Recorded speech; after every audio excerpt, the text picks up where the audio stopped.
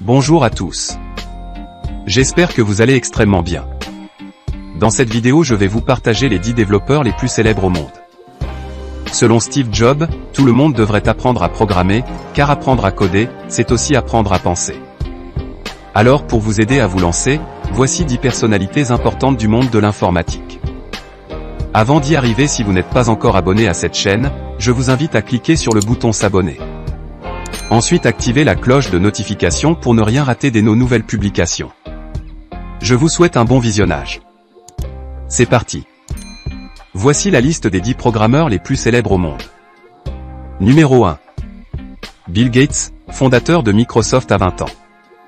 L'homme le plus riche de la planète et surtout le fondateur de Microsoft. Informaticien et entrepreneur américain, il est pionnier dans le domaine de la micro-informatique. En 1975, alors qu'il n'a que 20 ans, il fonde avec son ami Paul Allen la société de logiciels de micro-informatique Microsoft. C'est cette société qui est à l'origine de la création du système d'exploitation Windows, qui détient un quasi-monopole mondial. Il a dit, « Le succès est un mauvais professeur, il pousse les gens intelligents à croire qu'ils sont infaillibles. » Le saviez-vous? Le premier programme informatique qu'il crée est un jeu de tic-tac-toe. Il est entré à Harvard à l'âge de 18 ans mais abandonne rapidement ses études pour se consacrer à la programmation informatique.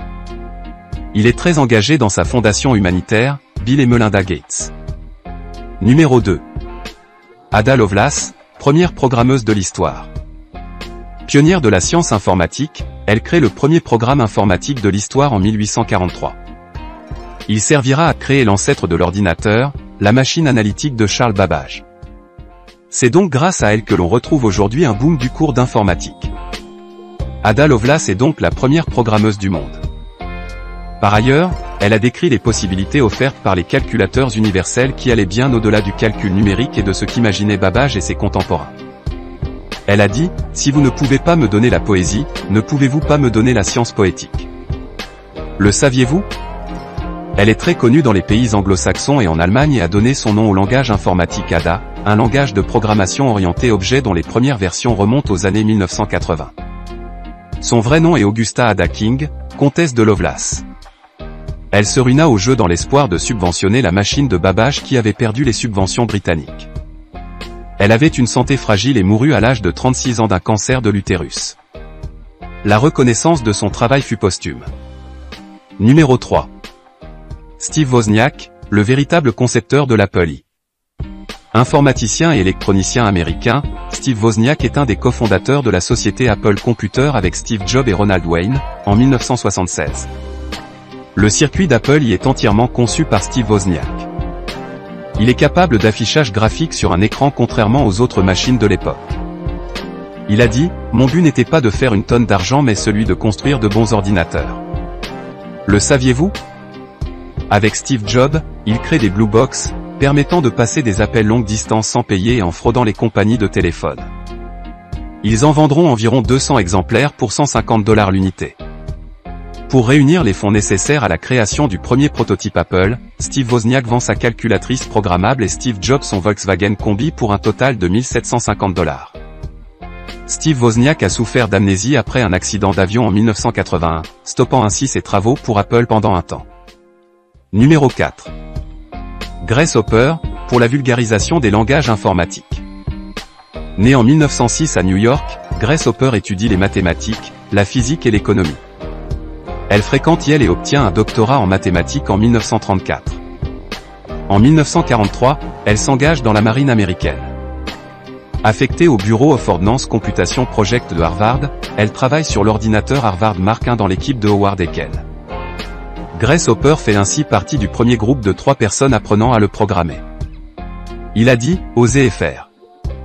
Il est plus facile de demander le pardon après, que la permission avant. » Le saviez-vous? Elle est surnommée Amazing Grace. Elle a conçu le premier compilateur pour Univac 1 en 1950. Grace Hopper défend l'idée qu'un programme informatique devrait être compréhensible par le plus grand nombre. De cette idée naît le langage COBOL en 1959. Elle a reçu la médaille présidentielle de la liberté à titre posthume en 2008. Numéro 5. Mark Zuckerberg, fondateur de Facebook. Même si a priori, aujourd'hui Mark Zuckerberg serait quelque peu rouillé en termes de codage, il est le premier à avoir ajouté des lignes de code à son réseau social Facebook. Informaticien et chef d'entreprise, il est le fondateur et président de Facebook depuis 2004. Il a dit, dans un monde qui évolue très vite, la seule stratégie qui est vouée à l'échec de façon garantie est de ne pas prendre de risques. Le saviez-vous ? En 2011, Mark Zuckerberg aurait mis près de 2 heures à programmer quelque chose, là où d'ordinaire cela ne prend que 5 minutes à ses collaborateurs. Il est le 5e homme le plus riche de la planète. Facebook a été attaqué en justice pour vol d'idées par les frères Winklevoss, le film The Social Network revient sur cette histoire. Numéro 6. Margaret Hamilton a permis le petit pas pour l'homme. L'homme n'aurait jamais pu marcher sur la Lune sans l'aide d'une femme, en l'occurrence Margaret Hamilton qui a corrigé à la main les programmes de la mission Apollo 11. Elle avait ainsi anticipé certaines pannes des composants électroniques et fait en sorte que la commande pour l'alunissage reste fonctionnelle. C'est à elle et son travail que l'on doit le succès de la mission. À l'époque, il faut savoir que la partie développement logiciel était souvent réservée aux femmes car jugée moins importante. Elle a dit, ce n'est ni subtil ni retenu. Ce n'est pas l'une des choses que vous aimez penser qui s'applique à votre jeu d'acteur. Le saviez-vous ? Elle est à l'origine du terme « ingénierie logicielle » qui sera une spécialisation reconnue par la suite. En 1986, elle crée la société Hamilton Technology qui met au point un nouveau langage appelé l'Universal System Language, USL. Elle reçoit la récompense de NASA Exceptional Space Act Award for Scientific and Technical Contribution en 2003. Numéro 7. Louis Pouzin, l'homme qui n'a pas inventé Internet. Ingénieur français en informatique né en 1931, il a inventé le datagramme et a contribué au développement des réseaux à commutation de paquets. Ses travaux ont été utilisés pour la mise au point d'Internet et du protocole TCP/IP. Il n'a pas inventé Internet mais sans lui, nous ne le connaîtrions pas comme tel aujourd'hui. Il participe aujourd'hui à sa refondation. Il a dit, s'attaquer au monolinguisme d'Internet, c'est s'attaquer à l'hégémonie américaine sur Internet. Le saviez-vous ? Il a étudié à Polytechnique. Il a reçu le prix Institute of Electrical and Electronics Engineer Internet pour sa contribution au protocole. Il a reçu la Légion d'honneur. Numéro 8. Isis Wenger, la codeuse derrière Diésiloupliqué à Nanginé. Isis Wenger est une jeune femme de 22 ans, ingénieure en informatique. En 2015, l'entreprise californienne pour laquelle elle travaille OneLogin lui demande de participer à leur campagne de pub avec 2 autres employés pour montrer que les ingénieurs sont des gens comme les autres. Le buzz est immense parce que selon une partie des internautes, Isis Wenger est trop jolie pour être ingénieure. Isis Wenger, agacée, répond à ses détracteurs en lançant le hashtag Diésiloupliqué à Nanginé. Il est repris rapidement dans le monde entier par de nombreuses femmes ingénieures pour rappeler qu'elles n'ont pas à avoir honte de leur féminité. Elle a dit, j'aide à créer des logiciels d'entreprise. Le saviez-vous ? Le hashtag a généré plus de 86 000 tweets dans 50 pays. Il a même été repris par Melinda Gates pour la féliciter de l'initiative. Elle est développeuse full-stack autodidacte. Michelle Glauser, l'épouse d'un collège de Isis Wenger a créé une campagne de financement participatif pour enseigner la programmation aux minorités. Le but était d'atteindre 3 500 $, au final ce sont 47 285 $ qui ont été récoltés. Numéro 9. Larry Page, à l'origine de Google.